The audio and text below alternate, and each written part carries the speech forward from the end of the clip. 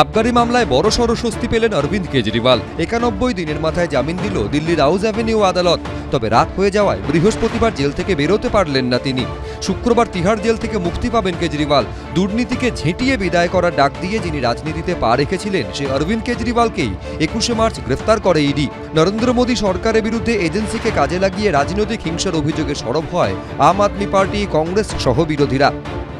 एक बेबुनियाद झूठा केस अरविंद केजरीवाल को फंसाने के लिए बनाया गया था, प्रचार से दूर करने के लिए उनको जेल में भेजा गया था।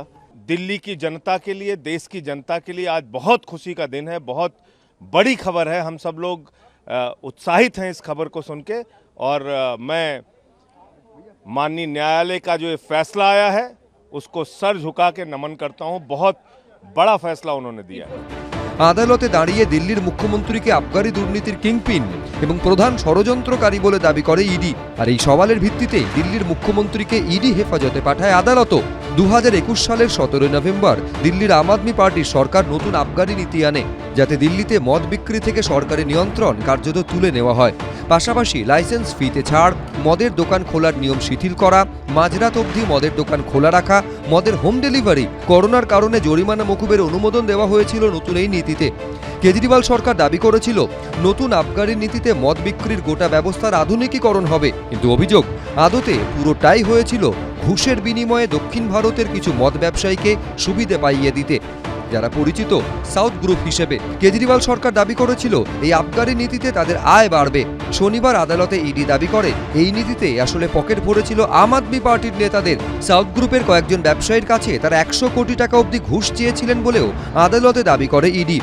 অরবিন্দ কেজরিওয়ালকে হেফাজতে চেয়ে ইডি দাবি করে সাউথ গ্রুপ এবং অন্য অভিযুক্তদের মাঝে দালাল হিসেবে কাজ করেছিলেন দিল্লির মুখ্যমন্ত্রী।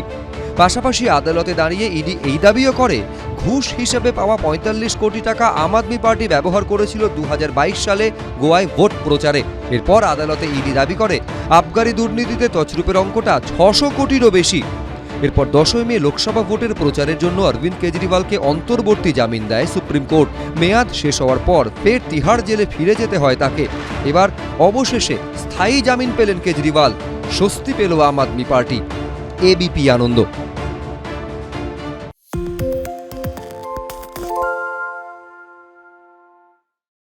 সত্য অন্তহীন, সত্যের খোঁজও তাই, সত্য সন্ধানে তাই আমরা অক্লান্ত, অকুতভয়। এবিপি আনন্দ নতুন ভাবনার প্রতীক, যা মনে মুক্ত, তথ্যে যুক্ত এবং যাবতীয় সীমানার বাঁধন থেকে মুক্ত। সীমা না শব্দটির মধ্যে লুকিয়ে আছে মানা শব্দটি, যেন চোখ রাঙানি এক অদৃশ্য বেড়াজাল, যা আটকে রাখে আমাদের এক ছোট্ট গণ্ডির মধ্যে। একমাত্র সঠিক খবরই গড়ে তুলবে এক মুক্ত সমাজ। সেই জগৎ গড়ার লক্ষ্যে কোনো সীমানার ঠুকুটি আমরা মানব না। এবিপি আনন্দ এগিয়ে থাকে, এগিয়ে রাখে।